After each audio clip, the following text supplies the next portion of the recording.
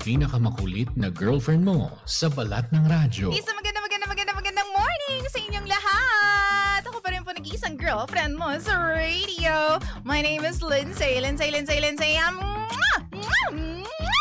Makulit, pero may puso, handang makinig sa mga kwento mo. Alam mo, feeling ko kailangan mo na siyang iwan kasi it doesn't make sense. Ang kwento sa lihim ng liham.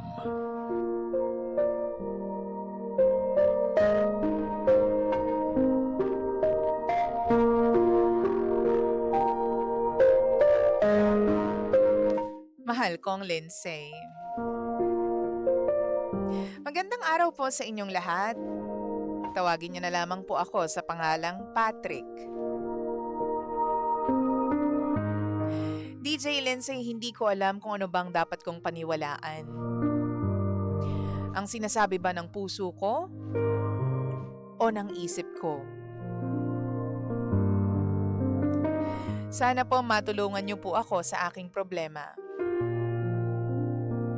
I am 28 years old and my wife is 27. 5 years na po kaming kasal. At bago pa kami nagdesisyong magkaanak, sinigurado muna naming pareho na yung aming financial status. Financially stable na dapat kami. Ilang taon din kaming naghintay bago namin sinabi sa isa't isa na ready na kaming bumuo ng pamilya. Last month, finally, dumating na ang pinakahihintay naming baby boy. Akala ko, DJ Lindsay, yun ang magiging isa sa pinakamasayang chapter ng buhay naming mag-asawa. Pero, habang lumilipas ang mga araw, may isang bagay na hindi ko maalis sa isip ko. DJ Lindsay, you see, medyo maputi at mestizo ang side ng pamilya ko. Habang ang misis ko naman ay light brown ang complexion at straight ang buhok. Nung una, hindi ko naman masyadong pinansin yung itsura ng baby namin.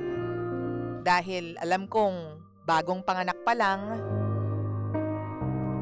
Pero habang mas matagal ko siyang tinitingnan, mas lalo kong napapansin na parang ang layo ng features niya sa aming dalawang mag-asawa. Makapal na agad ang buhok at kitang-kita na kulot ito.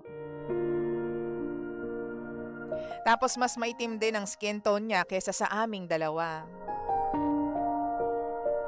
Alam ko, maraming pagbabago pa ang maaaring mangyari sa baby. Hindi ako eksperto pagdating sa genetics at alam kong may traits na pwedeng lumabas mula sa grandparents o ibang relatives. Pero kahit anong pilit kong i-convince ang sarili ko, DJ Lindsay, bumabalik pa rin ang parehong tanong sa isip ko. What if I am not the father? Ang mas nakakalito pa, wala naman kaming history ng cheating. Since naging kami, never kaming nagkaroon ng issue tungkol sa third party. Kaya mas hindi ko maintindihan kung bakit ganito kalakas ang pagdududa ko. Kahit wala naman akong actual na ebidensya. Last week, hindi ko na kinaya, DJ Lindsay. Kinausap ko na yung misis ko. Sinabi ko lahat ng nararamdaman ko sa kanya. Ang sabi ni misis, baka daw sa side nila nagmana ang baby. At normal lang naman daw na maraming magbabago habang lumalaki siya. Ang sabi rin niya, pwedeng mag-lighten pa ang skin tone ng bata at magbago rin ang buhok over time. I listened to everything she said. Pero honestly, hindi ako naging panatag sa mga sinabi niya. Kaya ang sabi ko, baka mas mabuti kung magpa-DNA test na lamang kami. Hindi naman po issue ang pera sa amin at kaya naman naming gastusan kung yon ang makakapagbigay ng peace of mind sa akin. Pagkasabi ko pa lang noon, kitang-kita ko agad ang pagbabago sa expression niya. Hindi siya sumigaw, hindi siya naggalit ng todo, pero sinabi niyang nasaktan siya sa gusto kong mangyari. Para raw sa kanya, ang ibig sabihin noon ay wala akong tiwala sa kanya bilang asawa. Ang sabi niya, hindi lang daw ang pagiging ama ko ang kine-question ko, kundi pati ang loyalty at buong pagkataon niya. Wala rin naman akong maisagot dahil alam kong may katotohanan ang sinasabi niya. Kahit anong sabihin ko, DJ Lindsay, ang realidad ay pinagdududahan ko nga ang asawa ko. After that conversation, mas naging awkward po ang lahat sa bahay namin. Hindi ko na namamalaya na lumalayo na rin ako sa baby namin. Hindi dahil may kasalanan ng bata, kundi dahil sa tuwing nakikita ko siya, bumabalik na naman ang mga tanong sa isip ko. Napansin na rin yun ng wife ko. At doon niya sinabi na papayag na raw siya sa DNA test. Pero, may kondisyon siya. Kapag napatunayang ako talaga ang ama at wala siyang ginawang pagtataksil, makikipaghiwalay na raw siya sa akin. Para sa kanya, wala na raw saysay ang pagsasama namin kung simula pa lang ng pagiging magulang namin, wala na akong tiwala sa kanya. Ayaw na raw niyang mabuhay sa relasyon na kailangan pa niyang patunayan ang loyalty niya sa tuwing magkakaroon ako ng pagdududa. Doon ako tuluyang nalito, DJ Lindsay. On one hand, pakiramdam ko, kailangan kong malaman ang totoo dahil alam kong hindi ako matatahimik hanggat wala akong kasagutan sa isip ko.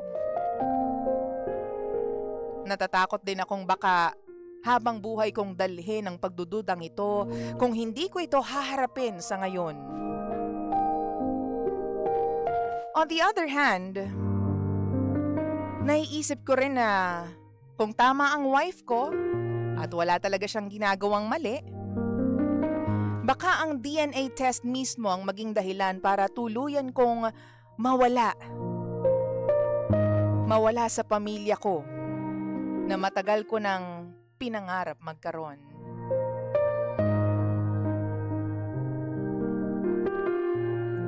Hindi ko na alam kung ano bang mas tamang gawin, DJ Lindsay.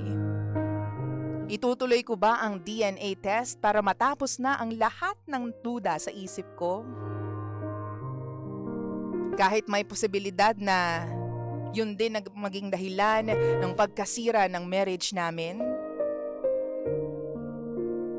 O kailangan ko bang tanggapin na baka ang nararamdaman ko ngayon ay fear lamang, takot, at hindi sapat na basehan para pagdudahan ng asawa kong wala namang history ng pagtataksil?